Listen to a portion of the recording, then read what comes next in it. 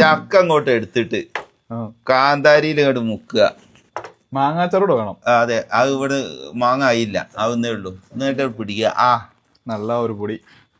എന്താ ടേസ്റ്റ് നോക്കി എങ്ങനെ ഉണ്ടെന്ന്.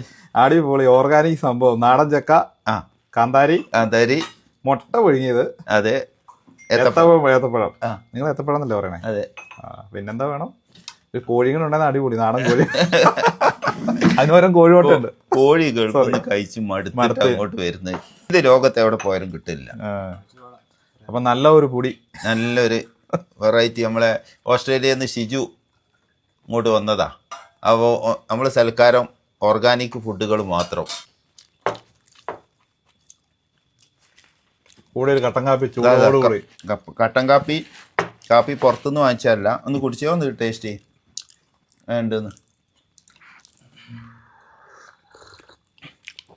ചുക്കിട്ടുണ്ടല്ലോ ഇല്ലേ? അതന്നെ പറഞ്ഞേ, ചുക്കുണ്ട്. ചുക്കാപ്പി വേണത്. ചുക്ക് കാപ്പിയ പോലെ ശർക്കരയാ, പഞ്ചാരല്ല. ഓക്കെ അല്ലേ? അടിപൊളിയാ. ഒന്നെടുത്ത് കടിച്ചു നോക്കിയേ. നല്ല എരിവാണ്, എനിക്കറിയാം. നിനക്കൊരു സന്തോഷം ഉണ്ടല്ലോ, എന്റെ മണത്തോടുകൂടി ഞാൻ കേറുന്നേ.